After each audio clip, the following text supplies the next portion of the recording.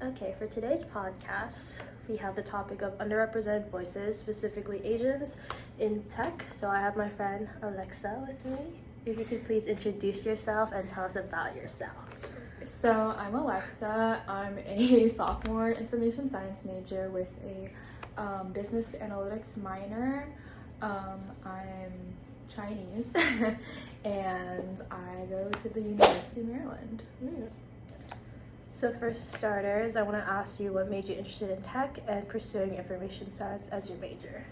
Yeah, I will say honestly at first I wasn't as interested in tech when I was in high school or prior to coming to college, but during my final senior year I got really interested in coding and also more of a new numbers because I really enjoyed my calc class and in high school I was pursuing in drama major, so it's very different to tech.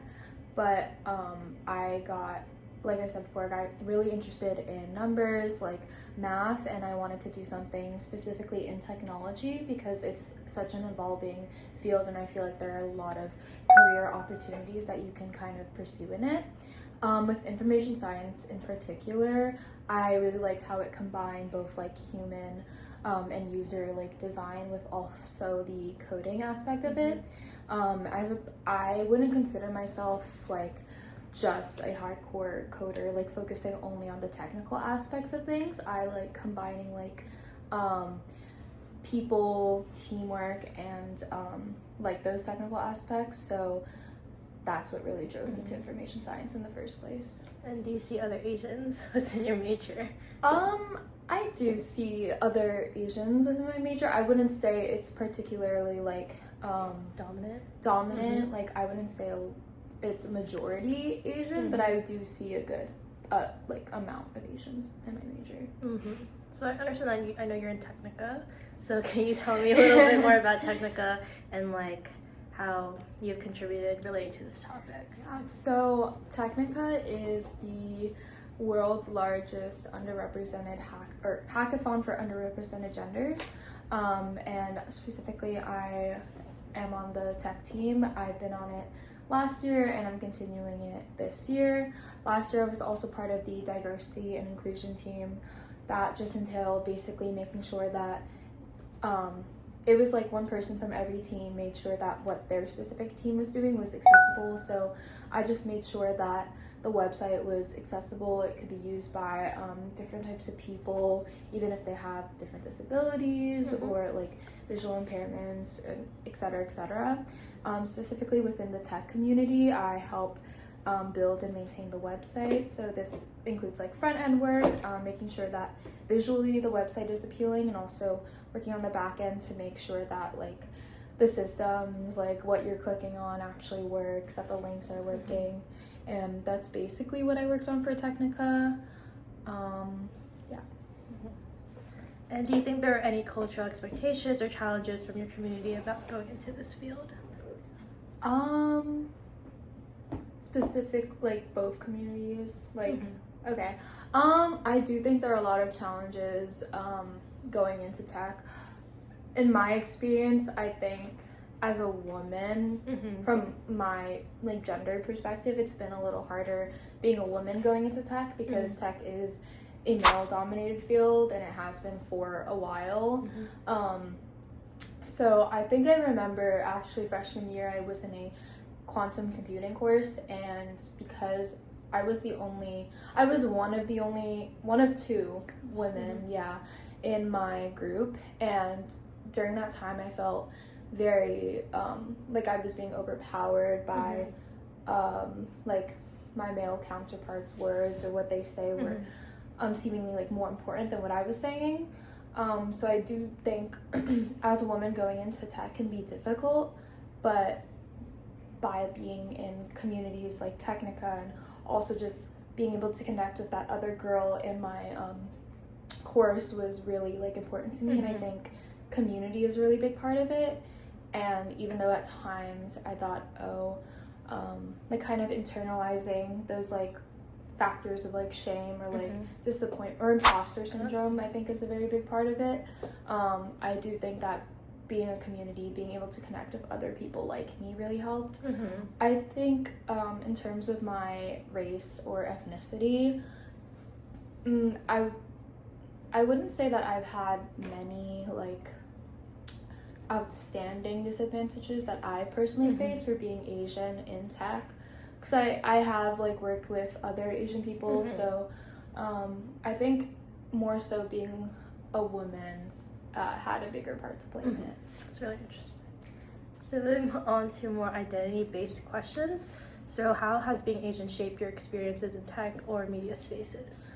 In terms of media spaces, I know during COVID specifically, being Asian during that time was very, it could be very difficult just because I'm Chinese specifically, and a lot of like discourse that was surrounding a lot of like the COVID rumors, like, and about a lot of stereotypes about Chinese Americans or Asians in general were actually just coming out.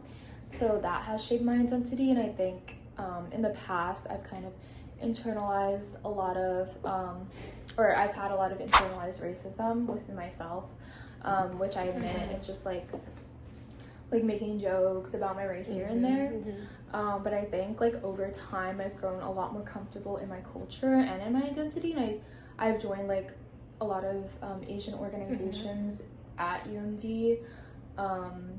Like I have participated in like TASA or KSA, which are Asian orgs, and I think I've grown more comfortable in my culture, and also being able to like being proud to be able to say that I am Asian. In terms of tech, like I said before, I haven't really experienced like, I don't know how to word this exactly, because I do think like I've seen a lot of Asian people in tech, so I think I feel comfortable with my like race and ethnicity in that, in terms of that. But there are times like where you'll be, because I'm a business analytics minor too, business can be very dominated like by white males, yes, and so that at times can be very hard when you're like the only woman of color in a group like that. So there are times where like being Asian is a little, I won't say uncomfortable, but just like kind of jarring if you're the only one like yourself in a group like that. But it's like low-key scary. It is scary because like sometimes you're just afraid to like voice your opinions because everyone else is like the same, and you're like, okay, that's like corny, but like everyone else is the same, but you're kind of different in that setting.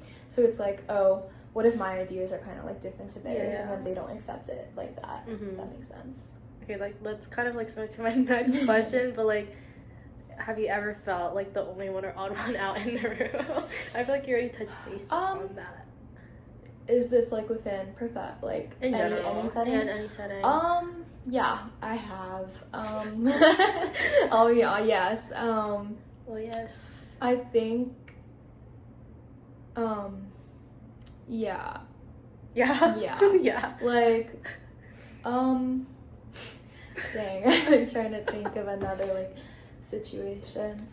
I have felt out of place at sometimes, like I mentioned, like whether it's like school, even sometimes like socially, there will be times where I just feel out of place, but I think coming to college, because UMD is very like diverse, it hasn't been that much of an issue. That's good. Same twin.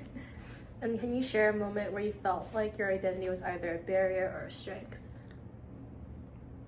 So no, I think a time where, strength wise, I think being able to participate in like diverse organizations like Technica, like we have a lot of diverse perspectives. You build off of one another, and we have so many different ideas that like we come up with like such a like good end product, if that makes sense, because we're utilizing so many different opinions. And like basically when you have a lot of people from diverse communities, you can come together and have a lot of different solutions, and then you can identify like barriers or problems that you wouldn't normally see if you were in a group with like everyone that was like yourself. So wait, can you repeat the question? I like Well, if like your identity was like a barrier or strength. Okay, yeah. So, and then for the barrier part, yeah, I it is a barrier because I think, like I'll be real, like racism and sexism are just gonna be a big part of the world, and I don't think we're gonna get rid of that like fully anytime soon. So there are barriers. Like I get scared sometimes, like in terms of like professionally, if you pit me against like a straight white man, like who's gonna get that job in the end, especially that like you know like systemic institutional, I don't know, but a lot of that has to like things like that. Yeah, it is. I think it is a barrier within itself, but that doesn't mean like there's like no strength there. within it. Yeah, there is strength within like having an identity, like being a woman and a woman of or person of color. Okay, so moving on to our next set of questions. Do you feel that there is enough Asian representation in tech and media? Well, yeah, I feel like it's like it's like slowly getting better, but also it's just like not enough. I will say like within tech, I feel like a lot of people generalize, you know, like that stereotype of Asian people being smart, and then good at like math. Sometimes like I do think there are a lot of like a good handful of Asians within tech, but that doesn't mean the representations of us within that industry are necessarily good. Yeah. Because a lot of the time people are like, oh, like automatically if you're Asian, you're gonna be like smart or whatever, or go into like stereotype. And it's in stereotypical like tech, doctor, lawyer role. So I don't think representations of that are like necessarily good. And then especially in media, I do think Asian representation in media, like movies, like even like social platforms like TikTok have gotten better, just because as like technology grows, like the variety and range of sources that you can kind of reach are a lot wider. So like I've seen and experienced a lot more visibility of like Asian American or just Asian creators in general, like especially over TikTok. Like I've seen like a lot of new content creators, which I think is great. I think in media there is like a rise in like, or like movies or TV shows, there's a rise of Asians, which is great. That doesn't mean like I don't think Hollywood or like that industry could do better. Like I think they could do better. Like sometimes the roles are like stereotypical, so it's kind of like, okay, like we have representation, but at what cost? To what extent? But I do think overall it's gotten better, and I think it can continue to get better over time. I agree with you, but I don't know if it'll ever be enough per se. Yeah, I don't know. I don't think it will, but yeah, we'll see. Okay. Who are some Asian figures in tech and media that inspire you today? Okay, in tech and media, does it have to be someone like famous? I mean, no, anyone? Not anyone. Could be like Jungwon, I guess. In media, let me think. I'm gonna be honest, I don't have anyone like really, really specific, because I think I draw inspiration and like from a lot of different figures in my life, whether it be like someone I don't know or someone I personally know.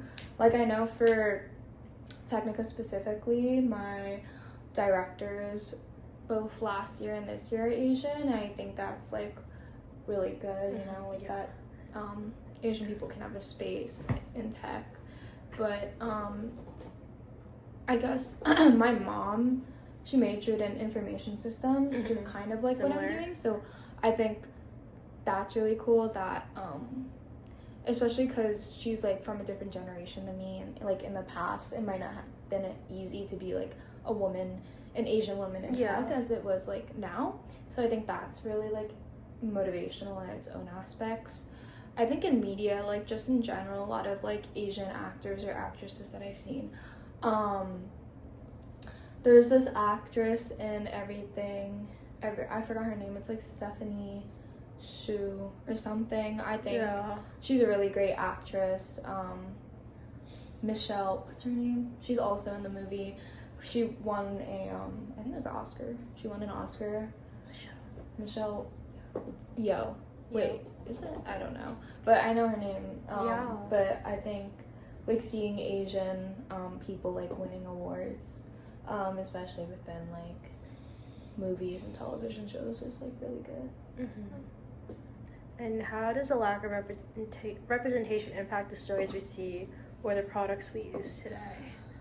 Ooh, products. Yeah, girl. Yeah, products is a good one. So, products, I think, like, when I think of products, I'm thinking of makeup. Like, I think a lot of makeup, skincare, hair care. A lot of makeup and, like, skincare, hair care.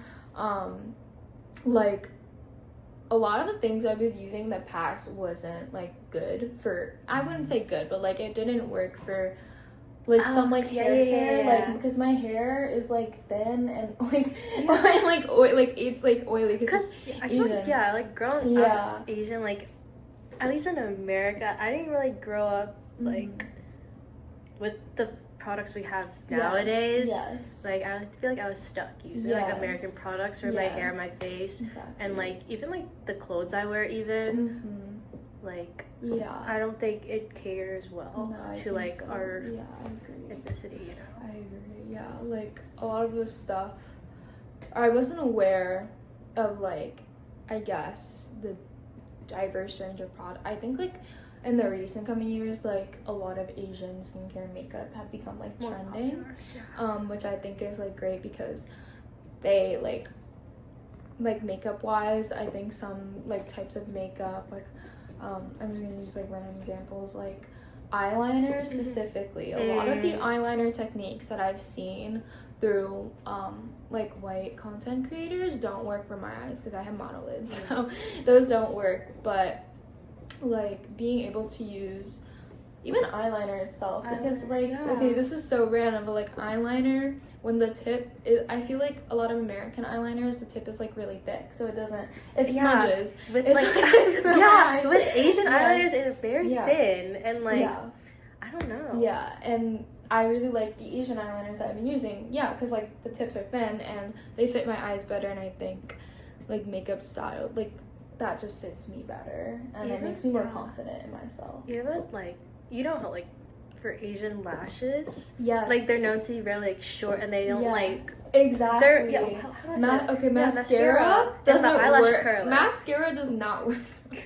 I'm gonna keep it 100. Mascara does not work.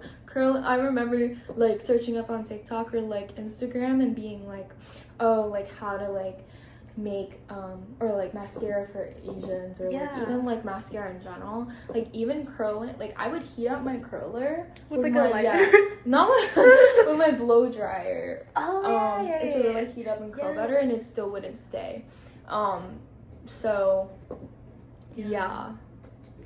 that's crazy. That is crazy. That's crazy. Okay. Okay, we have our last few set of questions to talk about.